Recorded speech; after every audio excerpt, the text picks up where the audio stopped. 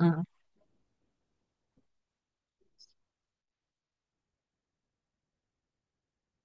మళ్ళీ ఫోటో పుట్టిందా?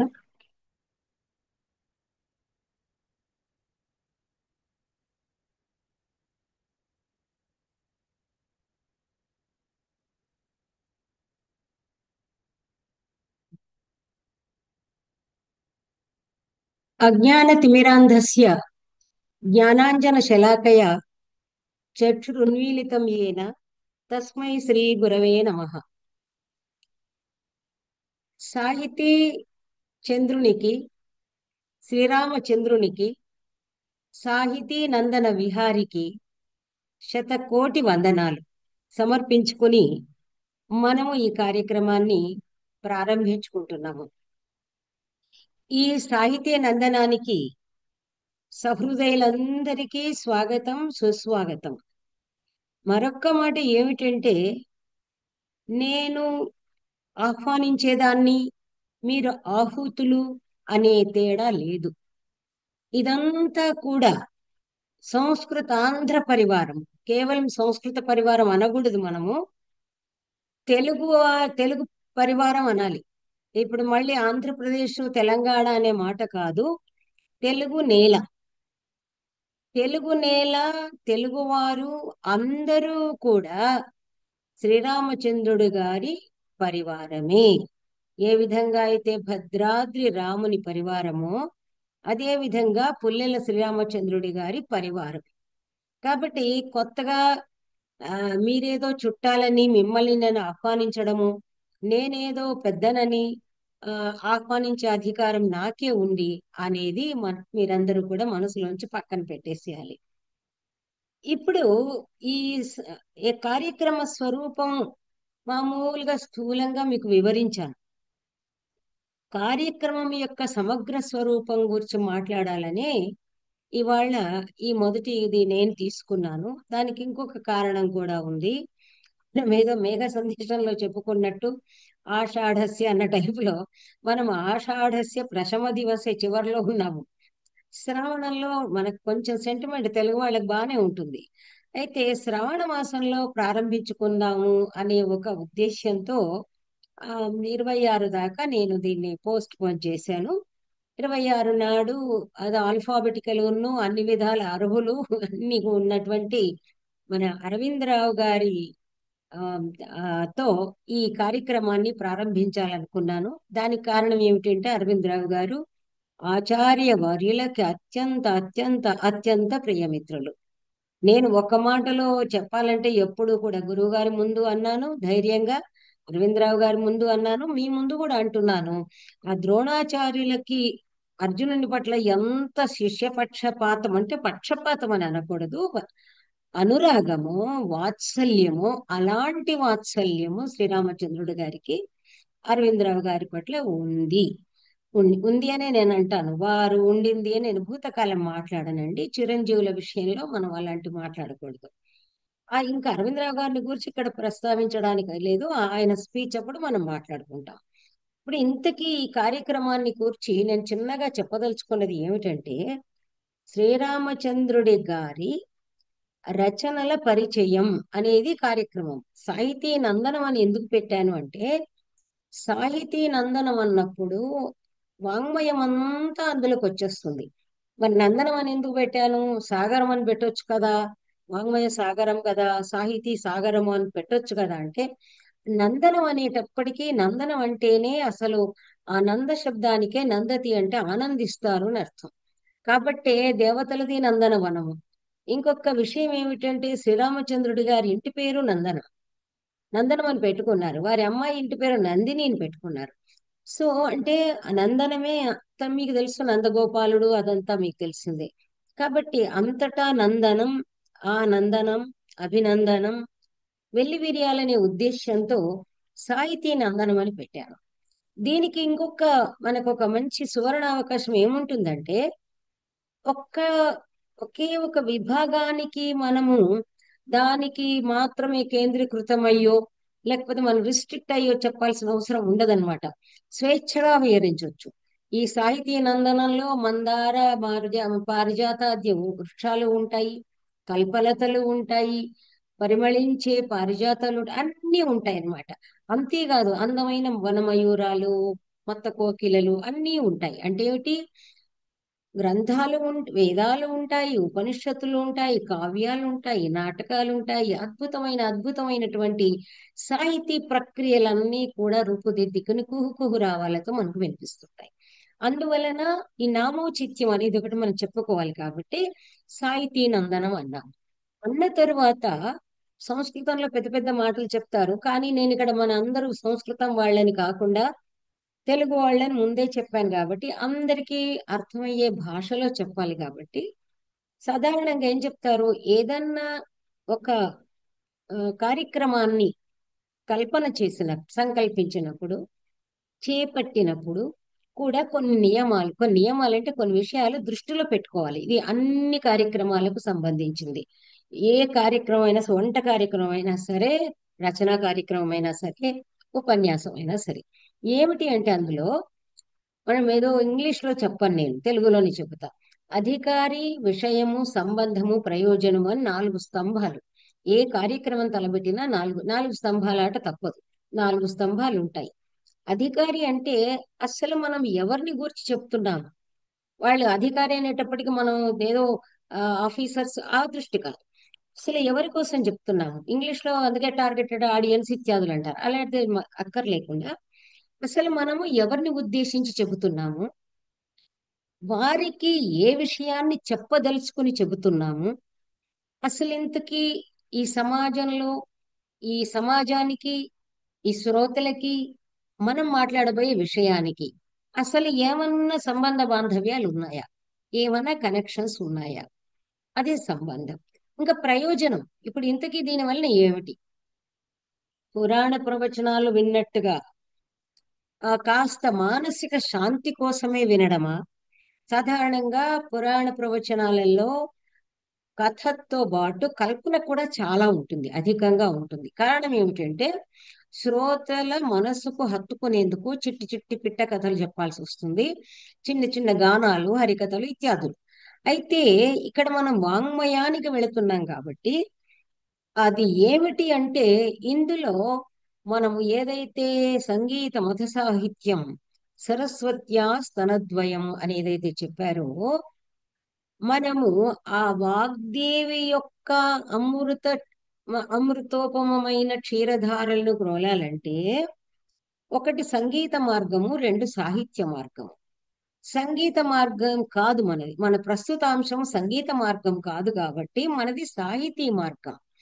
సాహితీ మార్గం ఏమిటి అంటే సంగీతము మామూలుగా, అందుకే ఆపాత మధురము అంటే ఆ నిలువెల్ల అంటారు. కాదు, నిలువెల్ల కాదు, ఆపాత మధురం అంటే సంగీతం అర్థమైనా కాకపోయినా చాలా మంది నన్ను కూడా తీసుకోండి, దాని రాగ తాళ భేదాలు, దానిలోని ఏదైతే ఇంకా సూక్ష్మాతి సూక్ష్మమైనటువంటి విషయాలు అర్థం కాకపోయినా మాధుర్యం అనేది చెవులకు సోకి హృదయాన్నంతా ఒక వీణ మీటినట్టుగా మీటింప చేసేసి అణువణువున అంటే అణువణువు ఒక తార, అంటే తార అంటే ఏమిటి? తీగ. తీగ అయిపోయి మ్రోగిపోయి పరవశంలోకి వెళ్ళిపోతాం. అది సంగీత స్వరూపం. సాహిత్యం అది కాదు, ఆలోచనామృతం. సముద్ర మంథనము చేయగా అమృతం ఎలా చివరికి వచ్చిందో, ముందు రాలేదు, చాలా తిప్పలు పెట్టి చివరికి వచ్చింది. ఆ విధంగా సాహిత్యము వినేటప్పుడు కష్టం. ఎందుకంటే ఇందులో ఏం చెప్పారు అందరూ? శ్రవణ మనన నిధిధ్యాస అన్నారు. శ్రద్ధగా వినాలి, విన్నది అర్థం చేసుకోవడానికి టైం పడుతుంది, అది మననం చేసుకోవాలి, పదే పదే చదవాలి, అది నిధిధ్యాస. ఆ తర్వాత మనకి విన్నది ఏమిటి, దీనికి అంతరార్థం ఏమిటి అనేది ఏదైతే ఉంటుందో ఆ మథన చివరికి మనకి ఆ వెలుగు కిరణాలు, అందుకే ఎలివేటెడ్ అంటారు, ఎన్లైటన్మెంట్ అంటారు ఇంగ్లీష్ లో. ఎన్లైటన్మెంట్ అంటే వికాసం. వికాసం అంటేనే విచ్చుకోవడం. ఆ బుద్ధి వికసిస్తుంది అంటే పువ్వు ఏ విధంగా అయితే మొగ్గ నుండి ఇలా వికసిస్తుందో మనకు కూడా ఏమవుతుంది? మనోవికాసం కలుగుతుంది. కొత్తగా రెక్కలు వచ్చినట్టు అంటారు కదా, కొత్తగా ఏదో కొత్త కళ్ళల్లో కొత్త వెలుగు వచ్చినట్టు ప్రకృతిలో నిన్న లేని అందం ఏదో అంటారు. ఈ నిన్నటికి ఇవాళకి ఎంత తేడా ఉంది అంటే, తేడా ఉండడానికి కారణం ఏమిటంటే, తేడా ప్రకృతిలో లేదు, ప్రకృతి అలాగే ఉంది, మనలో వచ్చింది, మనలో ఆ విజ్ఞాన కిరణాలు అనేవి వచ్చేసాయి. అందువల్ల సాహిత్యం అనే సాహితీ ప్రక్రియ అనేది బయలుదేరింది. సాహితీ ప్రక్రియ కొత్తగా మనం మొదలు పెట్టలేదు. వేదంలో కూడా చాలా అందమైనటువంటి వర్ణనలు, కథలు, అసలు అన్నిటికీ మూలం వేదం. ఇక్కడ వేదంతో ఎందుకు మొదలు పెట్టలేదు అంటే, వేదం అనేది మనకి ప్రసంగవశాత్తు అక్కడెక్కడ వస్తుంది, ఉపనిషత్తుల వివరణలో వస్తుంది. ఎందుకంటే గురువు గారు ఆయన వేదవేత్తలు కాబట్టి ఆయనకి వేదం ఎంతమంది మన శ్రోతలకు తెలుసో కానీ, ఆయన వేద పఠనం వచ్చును, వేదం చదువుకున్నారు. ఇంకొక విషయం చెప్తే, వారి వ్యక్తిత్వాన్ని గురించి ఇక్కడ ఎక్కువగా నేను ఫోకస్ చేయకపోవట్లేదు. ఈ పుస్తకం కావాలంటే కొనుక్కుంటే మీకు వ్యక్తిత్వం అంతా అందులోనే మొత్తము కొండ అద్దం ముందు కొంచెం అయి ఉండదా అని అందులో కనబడుతుంది. వారు వేదము ఏ లెవెల్లో వారు వేదంలో నిష్ఠాగరిష్ఠులంటే, శంకర మఠంలో అంటే నాకు తెలిసినంత వరకు శంకర మఠంలో వేద పండితుల సెలక్షన్స్ అయినా కూడా గురువు గారే. శృంగేరికి వెళ్లాల్సి వచ్చిన గురువు గారే. సో కంచి పరమాచార్యకి చాలా ప్రియతములు మన ఆచార్యవర్యులు. సో వారిని గురించి చెప్పాలంటే అది వేరే ఇంకో ప్రపంచంలోకి వెళ్ళిపోతాం. కాబట్టి వేదము వేదం నుండి ఇతిహాసాలు బయలుదేరాయి. నేను ప్రవచనాల్లో చెప్పిన మాదిరిగా ఏదో ఇది మన ఇది పురాణ ఇతిహాసాభ్యాం వేదం ఉపబృంహయే ఇలాంటి వాక్యాలు చెప్పాను. ఎందుకంటే ఒక మామూలు విద్యార్థికి చెప్పే దృష్టి ద్వారానే చెప్పాలి అనేది నా యొక్క ప్రయత్నం.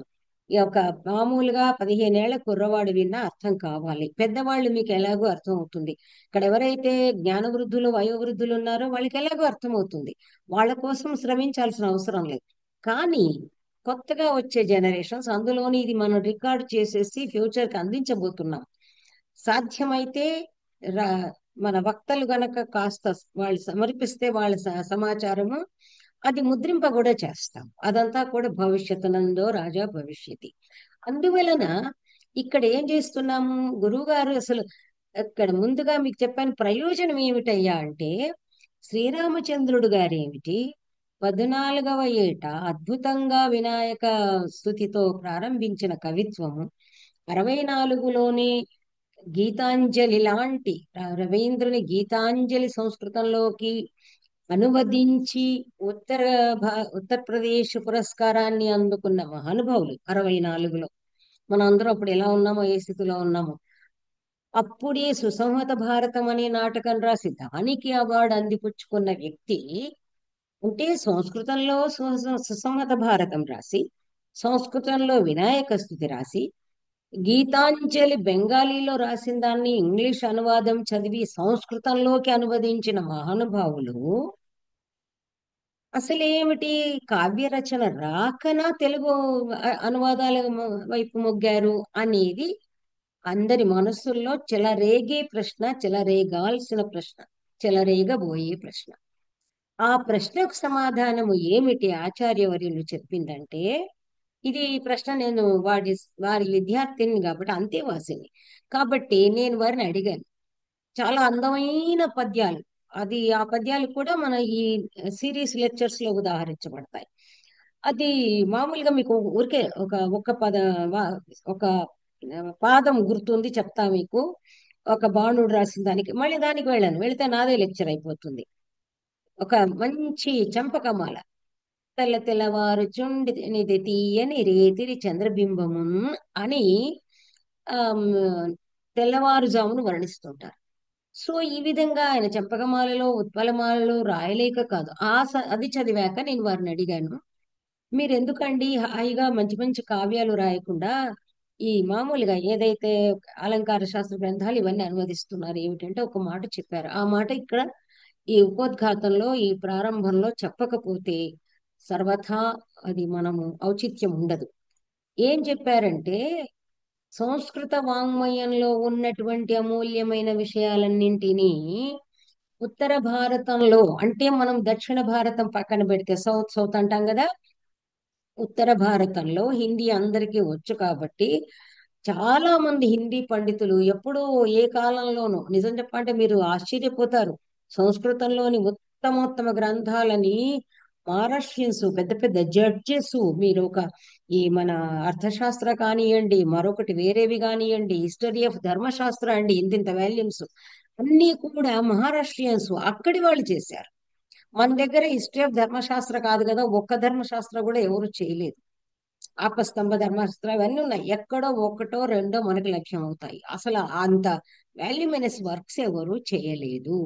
చివరికి మనకు తెలిసి మహాభారతము కూడా ప్రతిపదార్థ తాత్పర్యంతో ఎప్పుడో 40 ఏళ్ల క్రితమే గోరఖ్పూర్ ప్రెస్ వాళ్ళు వేసి, మీరు నమ్మలేని విషయం ఏమిటంటే ఇంటింటికి హిందీ పుస్తక భండారని బడి చౌడీలో ఉండేది. ఆ పెద్ద ఆయన నేను తీసుకుంటానంటే 500 ఎంతో అప్పుడు, అసలు నాకు అది తెలియని కూడా తెలియదు.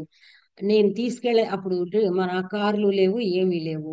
అబ్బో ఇంత ఉద్గ్రంథాలండి నేను తీసుకుపోలేనంటే పెద్ద ఆయన, నేను అప్పుడు చిన్నదాని, పెద్ద ఆయన అన్ని ఆయన ఇంటికి తీసుకొచ్చి ఇచ్చారండి.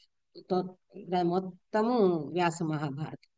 మరి మన తెలుగులో మీకు తెలిసిన సంగతి, కనీసం ఉస్మానియా యూనివర్సిటీ వాళ్ళు ఆంధ్ర భారతాన్ని చాలా 90 రూపాయలకి మొత్తం సంపుటాలన్నీ వేశారు. ఆ తర్వాత ఎవరు భారతం పైన వర్క్ చేశారు, ఎవరు రామాయణం పైన వర్క్ చేశారు. సో ఇది ఆయన చెప్పేశారు. ఏమని చెప్పారు, ఇది సంగతి అని చెప్పారన్నమాట. అందువలన తెలుగులో రాలేదు. నేను అందువల్లనే తెలుగు వారికి, మన వాళ్ళకి అందించాలనే ఉద్దేశ్యంతో నేను ఇంకో మాట కూడా అన్నాను. మీరు ఆంగ్లంలో రాసి ఉంటే మీ పాండిత్యాన్ని, వారు ఏమే ఇంగ్లీష్ కూడా చేశారు చెప్పాను కదా, అన్ని ఆ పుస్తకంలో ఉంటాయి చూసుకోండి. అందువల్ల వారు ఇంగ్లీష్ లో కూడా పట్టుంది. నేను ఇంగ్లీష్ లో రాసి ఉంటే వరల్డ్ వైడ్ అయిపోయేది కదండి, మీరు విశ్వవిఖ్యాతులు అయిపోయేవారు అంటే ఇప్పుడు చెప్పారు. నేను మన తెలుగు వారి కోసం అని అనుకున్నాను.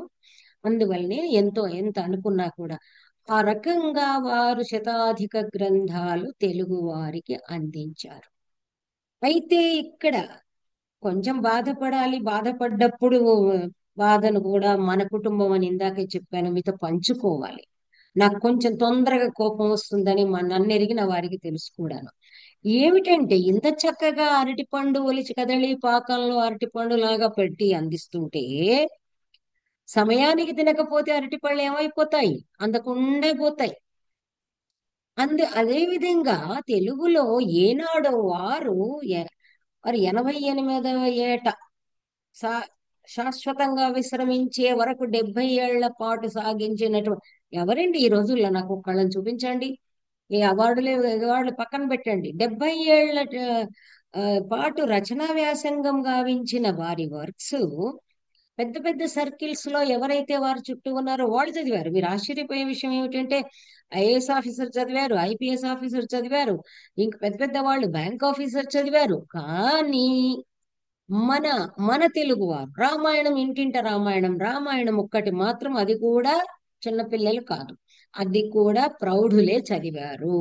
ఇంటింట రామాయణం అది ఒక్కటి చదివారు. మహాభారత సార సంగ్రహం కొనుక్కున్నారని కూడా నేను అనుకోను.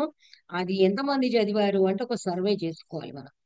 ఈ విధంగా వారు ఎంతో అమూల్యమైనటువంటి గ్రంథాలు అందించినప్పటికీ అందుకోలేక కాదు, అందుకోవాలనే కాంక్ష లేక, అందుకోవాలనే కోరిక లేక, అంతకంటే మించింది ఏదో వేరే ఉంది అని వెతుక్కునే వ్యామోహంలో, వెర్రి వ్యామోహంలో పడి చివరికి ఓపెన్ గానే చెబుతున్నాను, విభాగాలలో, తెలుగు విభాగాలలో కానీ సంస్కృత విభాగాలలో తప్పనిసరి కాబట్టి ఏదో కొంచెము డిగ్రీ కళాశాలలో అక్కడ ఇక్కడ కొంచెం వారి వర్క్స్ ఇంట్రొడ్యూస్ చేశారు. సరే ఢిల్లీ లాంటి యూనివర్సిటీస్ లో కూడా వారి వర్క్స్ ఇంట్రొడ్యూస్ చేశారు. కానీ వాళ్ళకి అవసరానికి చదువుకున్నారు అలంకార శాస్త్రాలు ఎట్సెట్రా. కానీ మరి ఒక పర్టికులర్ గా ఒక దాన్ని, ఇది రామచంద్రుడు గారు చేసిన సేవ మహా గొప్పది, ఇలాంటి గ్రంథాలు నిజంగానే ఎవరికైనా పరిశోధనకి ఇవ్వడము లేదా పాఠ్యాంశాలుగా పెట్టడము అలాంటివి ఎక్కడా జరగలేదు. దానివల్ల ఏమైంది, ఇప్పుడు మీకు కంపల్సరీగా అంటే ముక్కు మూసి మందు తాగిస్తారు. అదే విధంగా పాఠ్యాంశాలలో పెట్టినప్పుడు తప్పనిసరిగా చదువుతారు. ఏదో ఇప్పుడు సంస్కృతం ఎలా మార్కుల కోసం చదువుతున్నారో అదే విధంగా చదువుతారు. అందువలన ఎప్పుడైతే పాఠ్యాంశాల్లో లేదు, దానికి ప్రాధాన్యం లేదు, అప్పుడు ఏమైపోయింది, ఎవరు కూడా సురభారతి వాళ్ళండి, మీరు నమ్మలేరు అసలు. సురభారతి సంస్థ కూడా ఆచార్య వారు స్థాపించింది. ఇక్కడ వీరు సంస్కృత దానికి కూడా ఏమిటి అంటే ప్రసార ప్రచారాలు అంటే పాఠాలు చెప్పేవాళ్ళు. 5 రూపాయలకి 6 రూపాయలకి పుస్తకాలు ఏంటండి, నమ్ముతారా? ఆ రోజుల్లో కూడా బిస్కెట్ ప్యాకెట్ వచ్చేది కాదేమో.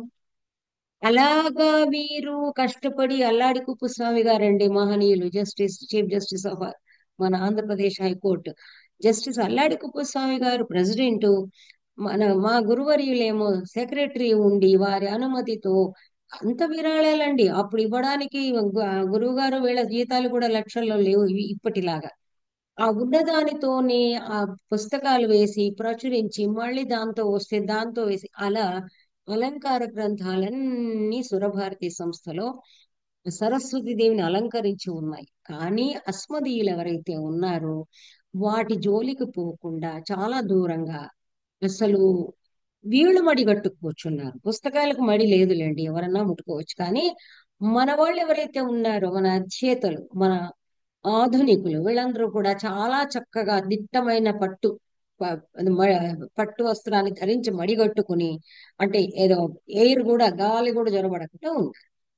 ఇదంతా ఎందుకు చెప్తున్నాను ఉపోద్ఘాతం అంటే, నా అదృష్టమేమో సంస్కృత విభాగంలో వారి అండలో చదవడము, ఆ తర్వాత కూడా వారి సన్నిధిలో చదవడము, వారి పుస్తకాలు కొన్ని కొనుక్కోవడం, కొన్ని వారివ్వడము, ఈ విధంగా వారి పుస్తకాలతో పరిచయము. ఆ తర్వాత ఏమైంది, ఆత్మసాత్ అంటాం. పండితురాల్ని అవ్వలేదండి, అంత మాత్రం ఆ భ్రాంతిలో ఉండకండి. కానీ ఆ పుస్తకాలన్నీ ఎలా, ఆహా, ఇవన్నీ వీళ్ళందరూ మా బంధువులు, ఈ ఆత్మ బంధువులు అనేటువంటి ఆ పుస్తక స్పర్శతోనే నా జీవితం గడిచిపోయింది. ఆ విధంగా అయినప్పుడు ఏమనుకున్నాను, ఇంత మంచి పుస్తకాలు ఉండగా అసలు ఎవరికి ప్రతి చోట చెప్తూనే ఉన్నాం ప్రచారం, ఇలాగే ఈ స్పీచెస్.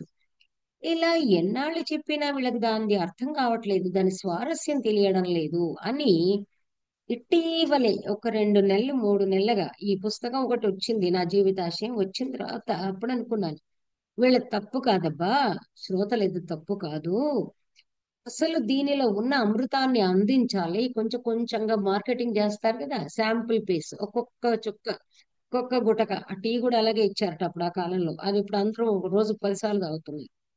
ఆ విధంగా అందించాలి అనే ఉద్దేశ్యంతో ఇది నేను సంకల్పించాను.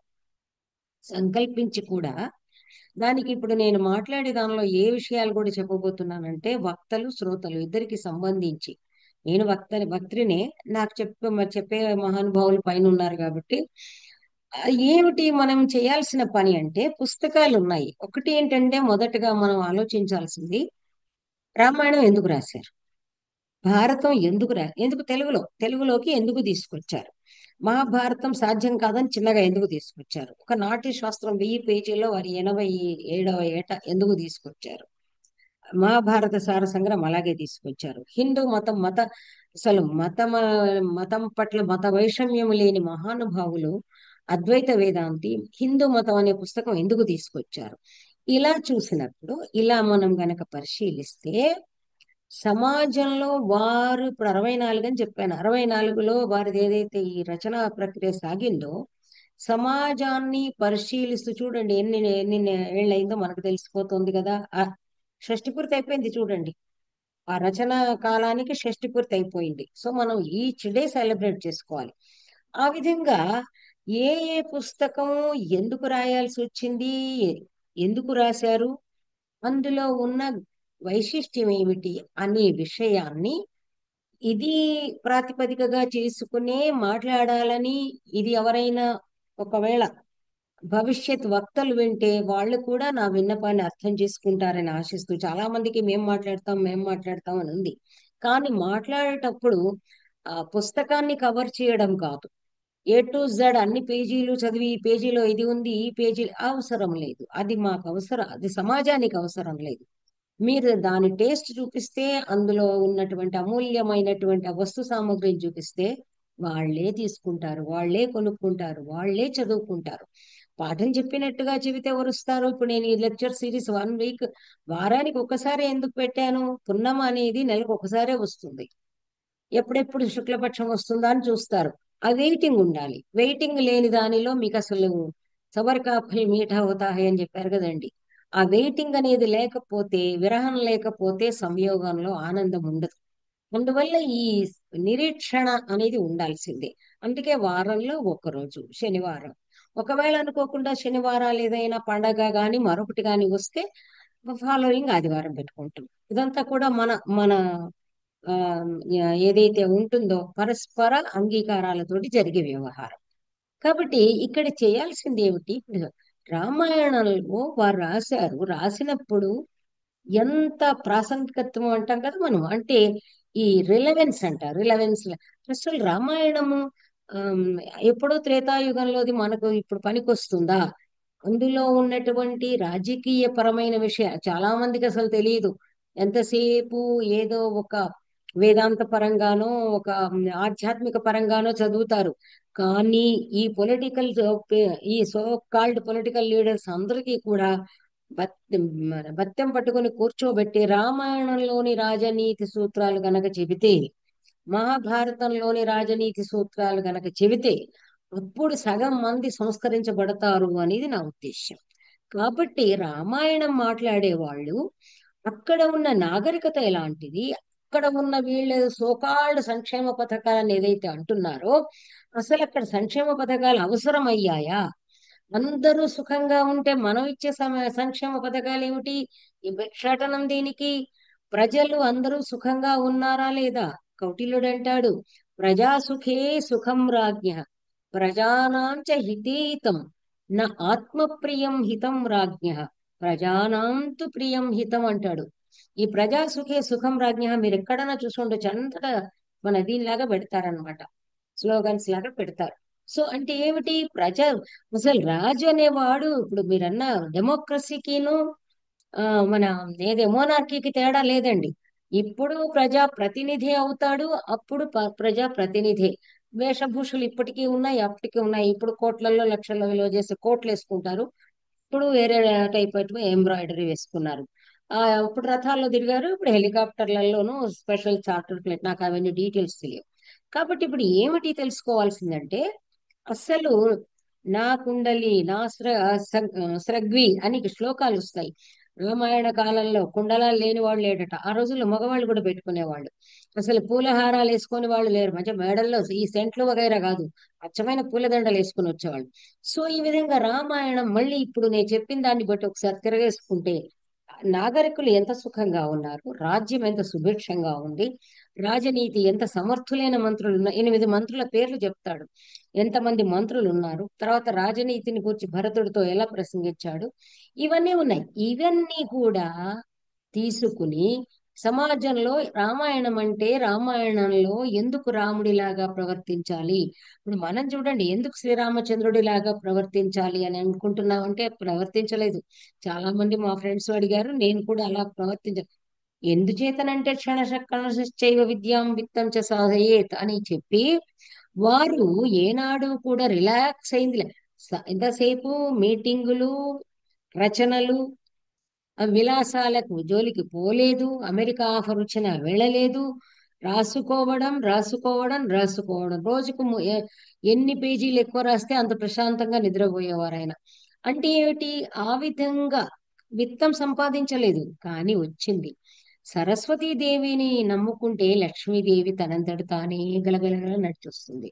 కాబట్టి వారి పేరులో శ్రీ వారి వెంట జన్మ జన్మ మొదలుకొని ఉంది, వారితోనే ఉంది. అందువల్ల గురువు గారి విషయం ఆ విధంగా ఈనాటికి ఈ ప్రపంచంలో శాస్త్రజ్ఞులు ఉన్నారు, పండితులు, వేద పండితులు ఉన్నారు. తర్వాత మీరు అన్న అన్ని రంగాలలో కూడా ఆచార్యుల వారి అంటూ ఉన్నారు, మణులు ఉన్నారండి. అందుకే వీళ్ళది గెలాక్సీ అంటాము.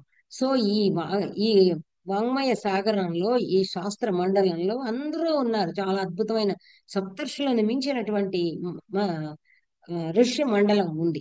కాబట్టి ఆ ఆ విధంగా వారు సమాజానికి ఇది తెలుస్తుంది. అందులో రాశారు కూడా, ప్రతి దానిలో ఇంట్రడక్షన్ చదవాలి వారిది, చాలు సరిపోతుంది. ఇంట్రడక్షన్ చదివితే ధన్యులం. ఈ విషయాలు అందరూ చదవలేరండి. ఇప్పుడు ఇక్కడ ఏమిటంటే సంస్కృత శ్లోకం చదవాలి, అర్థం చదవాలి. దానికి ఏమవుతుంది, కొంచెము సంస్కృత పదాలేమో గౌరవం. గౌరవం అంటే తెలుసా మీకు? బరువు. మరి సారము తెలుగులో గనక విప్పి చెబితే అదేమవుతుంది? రసం అవుతుంది. ఇప్పుడు ఇలాంటివి ఇప్పుడు ఏంటంటే అందరూ జ్యూసులకు అలవాటు పడ్డారు. ఇక ఫ్యూచర్ లో కూడా అలాగే. చెరుకు గడ ఎవరు తింటారు? బట్ చెరుకు రసం తాగుతారు. చెరుకు రసాన్ని ఏమీ అసహించుకోవట్లేదు. ఆ విధంగా మనం ఏం చేస్తాము? మనం కాదు, రామచంద్రుడు సార్ ఏం చేశారు? సంస్కృత సారాన్నంతా చాలా చక్కగా చిన్నపిల్లలు తాగేట్టుగా ద్రాక్ష పాకంలాగా ఆ పుస్తకాలలో పోసి అందించారు. ప్రతి వాళ్ళు చదివిన వాళ్ళందరూ చెప్తారు వారికి గ్రాంథిక భాష రాకన వారెందుకు శిష్ట వ్యవహారిక అసలు మనం మాట్లాడుతున్నది అంటే వారి రచనలు చదువుతుంటే మనకు ఒక అందమైన భాష అలవడుతుంది. భాష కూడా నేర్చుకుంటాం. ఈ విధంగా వారు అందించారు. ఎన్ని అందించారు? అలంకార గ్రంథాల యొక్క ప్రాశస్త్యం ఏంటి? అలంకార గ్రంథాలు ఎందుకు తీసుకున్నారు? కాశ్మీర్ టు కన్యాకుమారి సాగింది ఈ వాంగ్మయ రచన సంస్కృతంలో. అయితే అవన్నీ తెలుగులోకి రాలేదు. మీకు తెలుసు, ఏదైతే మూల గ్రంథాలు ఆయుర్వేదం కావచ్చును, మరొకటి కావచ్చును, అన్ని కూడా ఏ భాషలో ఉన్నాయి? సంస్కృత భాషలో నిక్షిప్తమై ఉన్నాయి. కాబట్టి ఎవరికి తోచింది? ఇప్పుడు ఆయుర్వేద గ్రంథాలకు అనువాదాలతో పాటు బోధించే వాళ్ళు ఉంటే ఆయుర్వేదం ఎప్పుడో అలోపతిని దాటి వెళ్ళిపోయేది. పోలేదు. ఇప్పటికీ కూడా ఆయుర్వేద డాక్టర్లు సంస్కృతం చదవడానికి తట్టపటలాడుతుంటారు. ఓకే. అయితే ఇప్పుడు మనం ఈ కార్యక్రమం చేపట్టడంలో ఒకే రోజు అంతా చెప్పడం కాదులేండి, కానీ ఈ కార్యక్రమం చేపట్టడంలోని ప్రధానోద్దేశం మీకు అర్థం అయింది అనుకుంటాను. భక్తులకు కూడా భక్తులంతా వాళ్ళే మా సహాధ్యాయులు సహోద్యోగులు కాబట్టి వాళ్ళకి అర్థమైపోతుంది. ఎందుకంటే మేము కాలేజీలో పాఠాలు చెప్పిన వాళ్ళం కాబట్టి వక్తలకు పెద్దగా చెప్పాల్సిన అవసరం లేదు. కానీ శ్రోతలు ఏమిటంటే రామాయణం ఇంతే చెప్పారా, ఒక్క క్లాసులోనే చెప్పారా, ఒక్క లెక్చర్ అని కాదు. ముందుగా మీకు అన్ని పరిచయం చేస్తాను. మెటీరియల్ మనం చెప్పాను కదా, శాంపుల్. తర్వాత ఎవరికైనా నిజంగా కావాలి, మేము ఇది చదువుకుంటామండి అని 10 మంది రండి, మీకు 100 మంది చెప్పడానికి ఉన్నారు. అది ధనాపేక్ష లేకుండా చెప్పేవాళ్ళు ఇప్పుడు కోకొల్లలు ఉన్నారు. వాళ్ళు బాధపడేది ఏంటంటే చెబుతామంటే వినేవాడు లేడు. వక్త శ్రోతాచ దుర్లభ అని శ్లోకం. కాబట్టి ఇప్పుడు మనం చేపట్టిన కార్యక్రమం ఏదైతే ఉందో ముందుగా ఏం చేస్తున్నాము అంటే అందరికీ ఇష్టం కాబట్టి రామాయణము, అరవిందరావు గారు చాలా మంచి వక్త. అందుకని మొదటిది ఆయనకు చెప్పి రెండవది కూడా మనకి డిసైడ్ అయిపోయింది ప్రబల సుబ్రహ్మణ్యం గారని. ఇప్పుడు ఎలా ఒక మోడర్న్ ఒక ఓరియంటల్ ఆ టైప్ లో అనమాట. వారేమో మరి మన ప్రాచీన పద్ధతిలో ఓరియంటల్ పద్ధతిలో చదువుకున్నారు. వారు కూడా చక్కటి ఉపన్యాసకులు అనమాట. అది కొంచెం పేరు అన్న ఉపన్యాసకులు. వారికి కూడా ఇలా ఉండాలండి అని చెప్పాను. మామూలుగా ఎందుకంటే వాళ్ళు ప్రవచన ధోరణిలో చెబితే అది మరొకలాగే వెళ్ళిపోతుంది. కాదు, అలా కాదండి, ఇది ఇలా విశేషాలు చెప్పాలి. సో ఈ విధంగా రామాయణం పైన ముందుగా రెండు చాలా చిన్నగా మొత్తం చెప్పరు.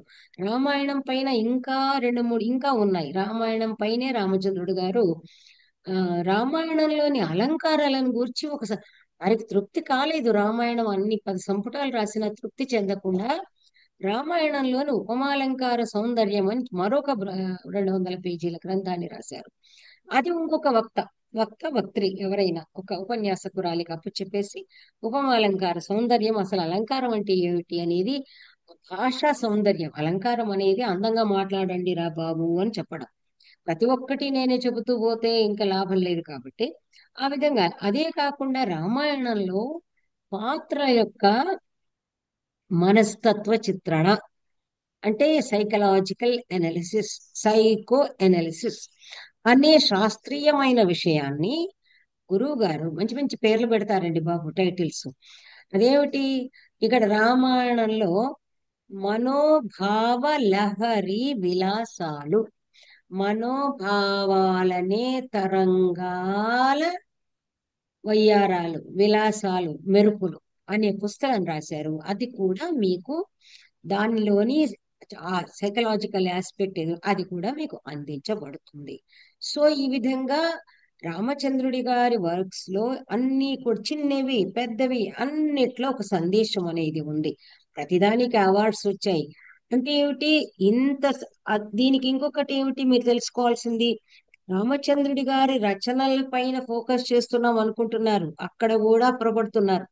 ఏమిటి అంటే సంస్కృతంలో ఉన్నటువంటి నిధులు వారు తీసుకొచ్చారని వారికి కృతజ్ఞతలు చెప్తున్నామే కానీ ఆ నిధులన్నీ తీసుకొస్తున్నామని అర్థం.